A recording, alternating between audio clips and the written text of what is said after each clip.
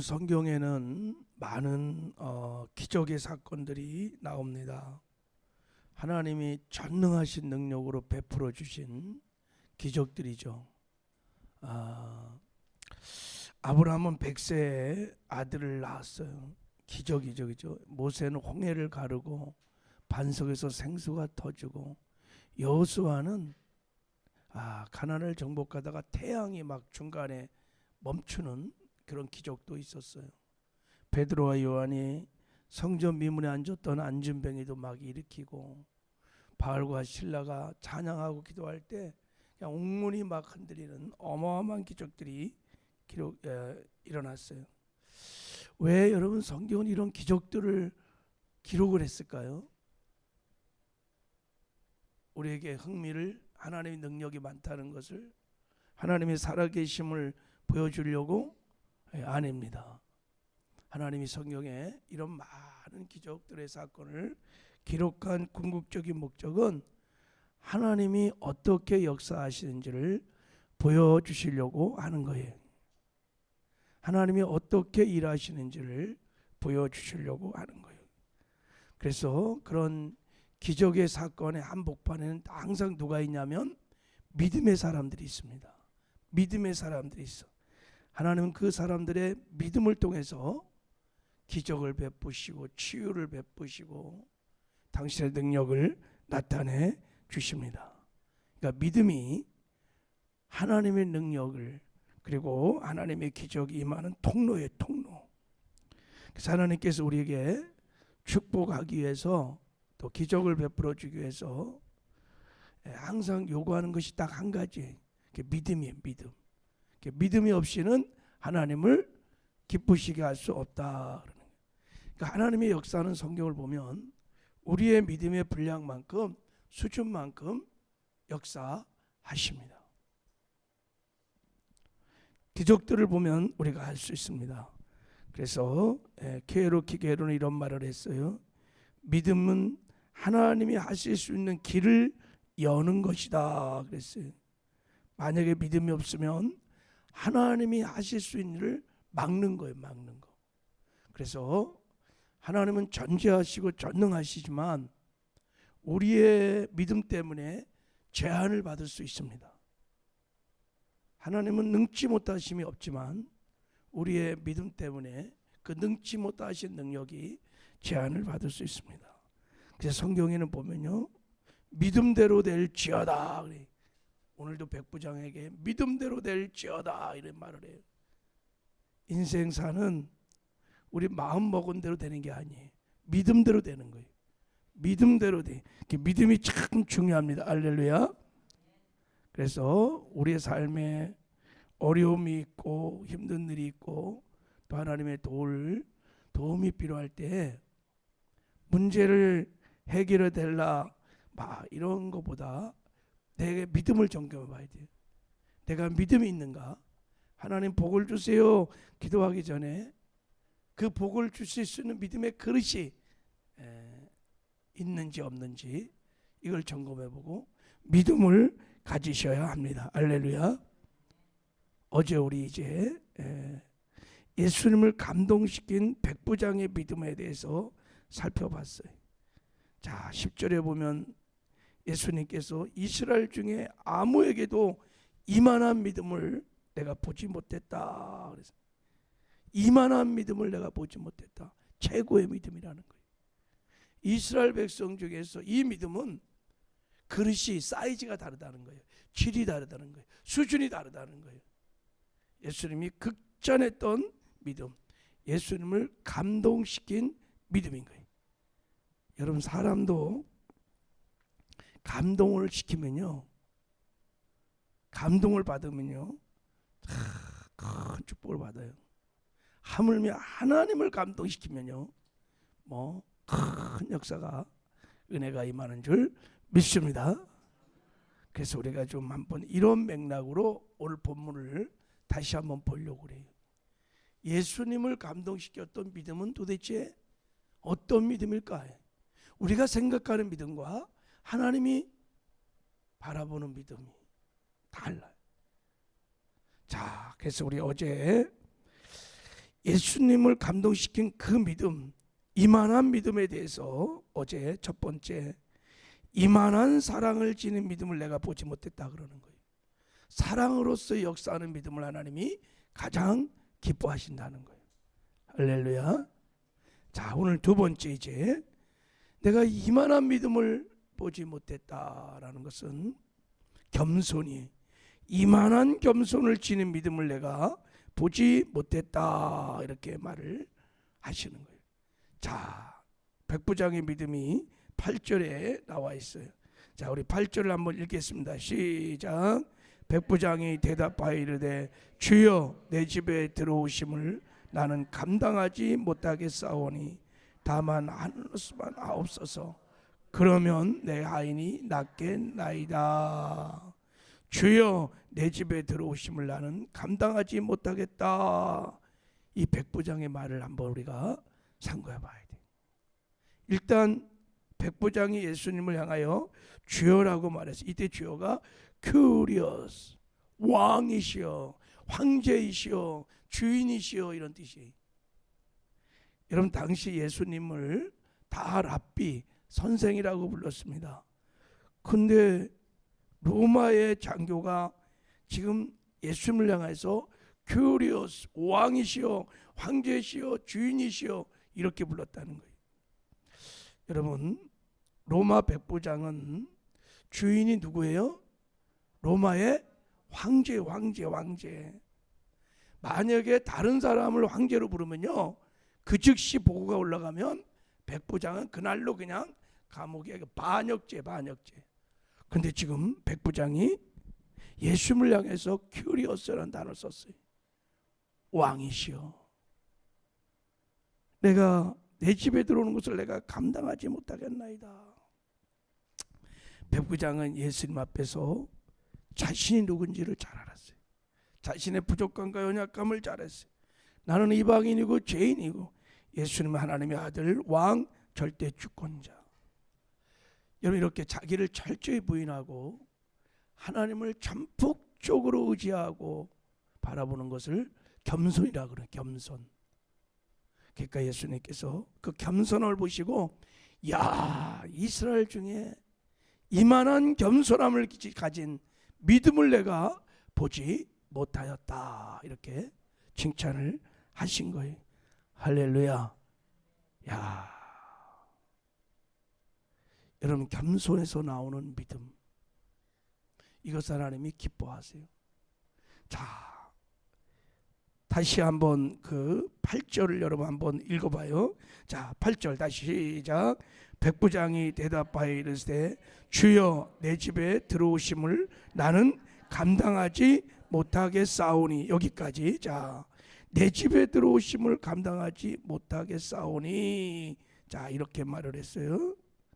세상 사람들의 속물적인 안목으로 볼 때 무명의 랍비라고 여겨진 예수님께서 당시 로마 백부장의 초대를 받았으면 누가 영광이겠어요? 예수님이 영광이요, 백부장이 영광이요? 예수님이 영광이, 예수님이 백부장의 집에 감히 초대를 받은 것이 사실은 인간적인 눈으로 보면 영광인 거, 영광. 근데 백부장은 지금 이런 예수님을 천하고 누추한 우리 집에 오는 것을 나는 감당할 수 없다는 거예요. 실제로 백부장의 집이 추하고 누추해서 그럴까요? 그런 뜻이 아니죠, 그죠? 당시 로마 장교 백부장 정도면 굉장히 부자입니다. 화려한 저택을 갖고 있었습니다. 그 이스라엘에서 여러분 거버나움을 통치하는 점령군 사령관이에요. 얼마나 집이 화려하고 좋았겠어요. 그런 예수님이 어떤 분인지를 잘 알고 있었습니다. 너무너무 존귀한 로마의 왕자와도 견줄 수 없는 만왕의 왕이시고 만주의 주가 되시는 그 주님을 죄인인 내가 우리 집에 모신다는 것은 감당할 수 없는 거예요. 당신같이 귀하신 분이 이방인인 우리 집에 모신다는 감당할 수 없는 거예요. 지금 예수님은 자기보다 막 훨씬 차원이 전혀 다른 분으로 높이는 거예요. 높이는 것이. 여러분, 겸손은 다른 사람을 나보다 낮게 여기는 것을 겸손이라 이렇게 말해요. 바로 예수님이 이 겸손한 믿음을 보시고, 야, 이스라엘 백성 중에 이런 사람, 이런 믿음이 없구나 하고 칭찬을 하신 것입니다. 할렐루야. 자, 백부장이 우리 집에 오시는 것을 감당할 수 없다라는 이 고백도 우리가 예수님을 아주 배려하는 지극히 겸손한 태도라고 우리가 생각해 볼 수 있는 또 한 가지 사실은, 당시 이방인들의 집에 유대인들은 안 갔습니다. 큰일 납니다. 유대인들이 이방인과 교제를 하거나 뭐 그러면요, 율법에 어긋나는 부정한 짓을 한 것입니다. 돌에 맞아 죽어요. 그래서 여러분, 베드로가 고넬료 백부장의 집에 들어가기가 얼마나 꺼렸는지, 그래서 하나님께서 백부장에게 베드로를 불러갖고 환상을 막 계속 3번씩이나 보여주면서 가도 괜찮아, 가도 괜찮아. 그래갖고 베드로가요, 이방인 고넬료 백부장의 집에 간 거예요. 근데 그게 나중에 문제가 되어갖고 이스라엘에서 회의를 해갖고 베드로가 막 이방인 집에 들어갔니 안 들어갔니 막 그렇게, 이런 당시 유대인들이 이방인의 집에 들어간, 그것도 로마의 백부장의 집에 들어간다는 것은 여러분, 있을 수 없는 일이고, 이건 예수님에게는 아주 큰 어려운 일이, 아마 백부장은 생각했을 거예요. 그래서 감당할 수 없을 거라고. 자, 이게 여러분 겸손입니다. 겸손. 지극히 상대장 입장에서 모든 것을 바라보고 상대를 낮게 여기며 상대들을 배려하는 이 겸손함을 주님이 보셨을 거예요. 여러분, 인격 중에 가장 아름다운 인격이 겸손한 인격입니다. 겸손한 인격을 보면 고개가 저절로 숙여집니다. 속으로 숙이든 겉으로 숙이든 인격 중에 가장 빛나는 게 겸손함입니다. 겸손함은 여러분, 하나님 앞에서는 자기가 누군지를 잘 알아서 자기를 철저히 부인하는 거예요. 내 힘, 내 능력, 그리고 하나님을 잘 알아요. 하나님의 전지하심과 전능하신 하나님의 선하심. 그래서 하나님 앞에 철저히 자기를 부인하고 하나님을 전폭적으로 의지하는 것을 겸손이라고 그러는 거예요. 그래서 하나님은 교만한 자를 물리치시고 겸손한 자에게 은혜를 주십니다. 할렐루야. 겸손은 사람 앞에서는요, 자기를 너무 잘 알아요. 자기의 연약함, 부족함을 잘 알기 때문에 사람들 앞에서 자기를 부인하고 다른 사람을 나보다 낮게 여기는 거예요. 그게 그의 애티튜드, 태도에 딱 있어요. 이게 겸손함이에요. 하나님이 이 겸손함을 보시고 이 겸손함의 큰 사이즈를 보시고, 이야, 이스라엘 중에 이만한 겸손함을 가진 사람을 내가 보지 못했도다. 감탄하시고 축복을 하신 줄 믿습니다. 이 백부장의 겸손함에 이 겸손해지는 믿음이 저와 여러분의 믿음 되기를 주님의 이름으로 축복합니다. 자, 3번째, 이만한 믿음이 본 적이 없다고 하는 이 믿음이 어떤 믿음일까? 자, 우리 한번 8절 9절을 이제 같이 읽겠습니다. 다시 한 번만 읽어봐요. 시작.